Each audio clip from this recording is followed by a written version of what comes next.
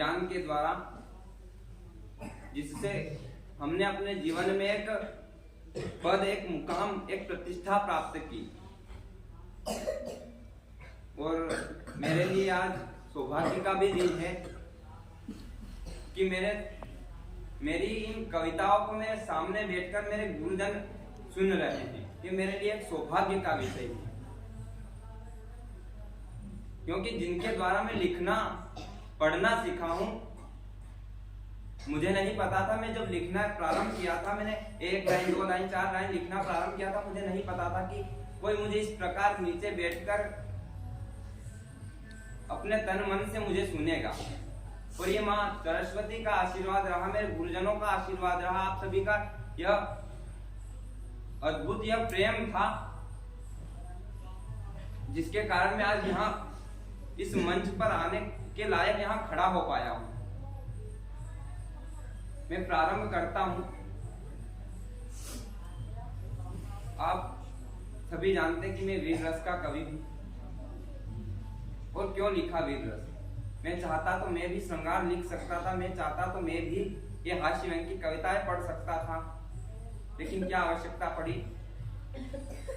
सुनिएगा कि मैं बात नहीं करता इसी मजाक और चुटकुलों की, मैं बात नहीं करता इन हंसी मजाक और चुटकुलों की, मैं बात नहीं करता इन हवाओं में उड़ते बुलबुलों की, मैं बात नहीं करता इन रंग रूप में रंगी हुई सुंदरियों की, मैं बात नहीं करता इन उड़ने वाली परियों की, क्योंकि देख दुर्दशा मां भारती की, शत्रुओं ने कैसी ये इसकी दुर्गति की। कई आए यहाँ पर संबंध के प्रस्ताव लेकर, मिलजुल कर रहेंगे ये भाव लेकर, आए थे जुबा पर प्रेम और दिल में प्रतिशोध लिए, आकर के हमको ही लूटा और हम पर ही अत्याचार किए। उन्होंने उजाड़े कई घर परिवार हमारे, लिए कितनों के प्राण और कितने ही मासूम मारे। तो कह दूं हर कविता में ये माँ के दुख को गाऊंगा, माँ वचन तुझको कवि का धर्म निभाऊंगा, हर बार चिल्लाऊंगा और हर बार चीखूंगा, और क्रोध की हर ज्वाल में अंगार लिखूंगा।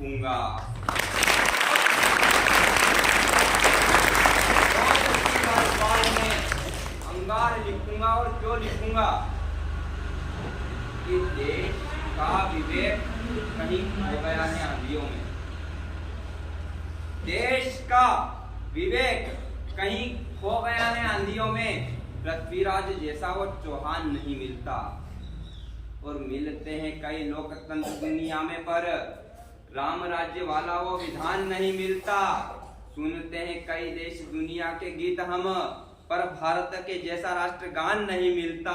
और ढूंढते हो कई टुकड़ों में आज देश पर, चंद्रगुप्त वाला हिंदुस्तान नहीं मिलता। चंद्रगुप्त वाला हिंदुस्तान नहीं मिलता। और आज ब्लैक डे के नाम से एक, आज से विगत 3 या 4 वर्ष पहले हमारे पुलवामा में हमारे 40 जवान शहीद हो गए थे। उन शहीदों के ऊपर मैंने कुछ पंक्तियां लिखने का प्रयास किया है,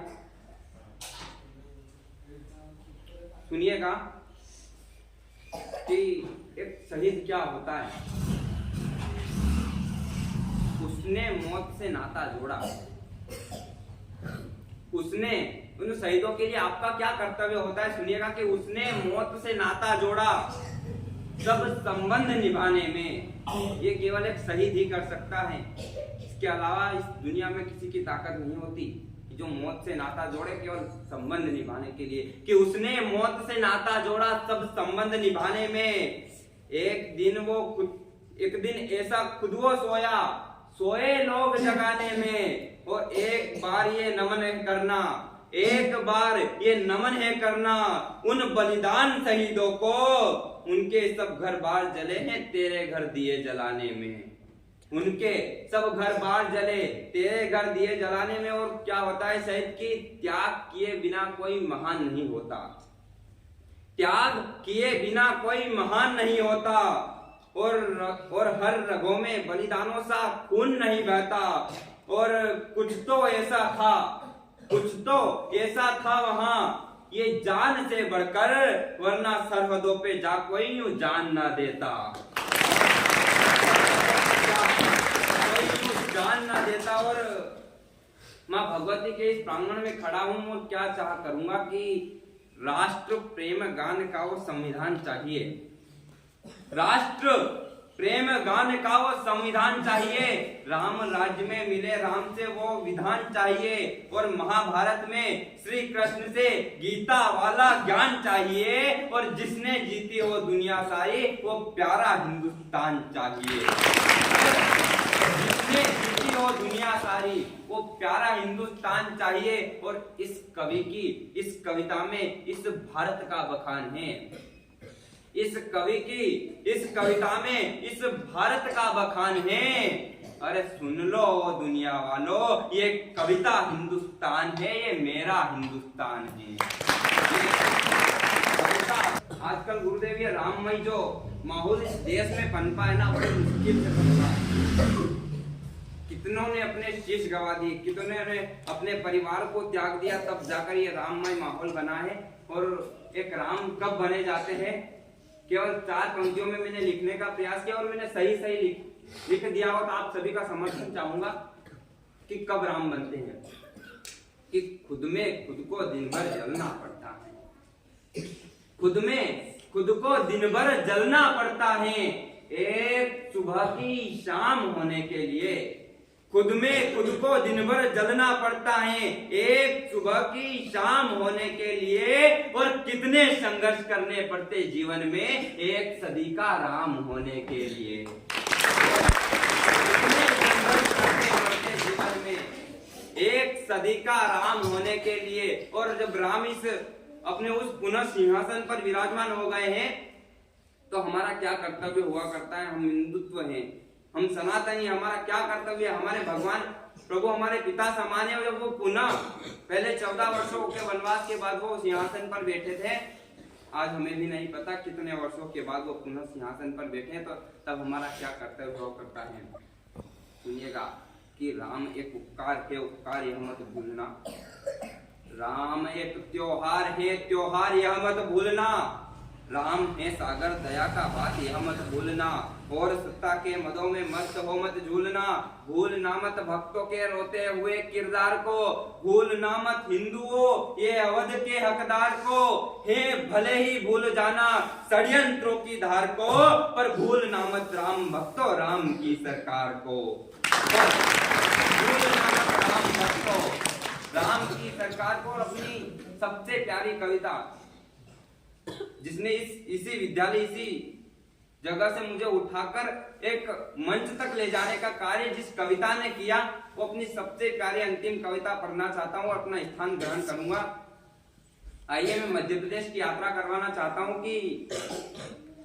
और इस मध्य प्रदेश की यात्रा करवाना चाहता हूँ और इस यात्रा को मैं बाबा महाकाल की इस पावन पुनीत धरती उज्जैन से प्रारंभ करता हूँ और आपको मध्य प्रदेश की यात्रा करवाना चाहता हूँ। माँ सरस्वती शारदे ने मुझसे जितना लिख पाने का प्रयास किया, मैंने इतना लिखा है। सुनिएगा कि यह भारत की हृदय स्थली, यह भारत की हृदय स्थली, भारत के आजादी की क्रांति ज्वाल है यहाँ पली। महाराज विक्रमादित्य जैसे यहाँ महान हुए, इस धरती पर दुनिया के महाकाल भगवान हुए। यहाँ महेश्वर की धरती से अमृत की धारा बहती है और महाकवि की वाणी भी वेदों की भाषा कहती है। यहाँ क्षिप्रा की धारा भी हर पल की गूंज सुनाती है और मनोकामना पूर्ण करने माँ हर सिद्धि बुलवाती है। मनोकामना पूर्ण करने माँ हर सिद्धि बुलवाती है। और यहाँ मदिरा पान करते हैं भैरव अपनी मस्ती में। यहाँ मदिरा पान करते हैं भैरव अपनी मस्ती में और शाही सवारी भ्रमण करते महाकाल उज्जैनी बस्ती में। अरे नई भोर का दिनकर भी ले नया उजाला जगता है। देवों का है वास यहाँ देवास निराला लगता है।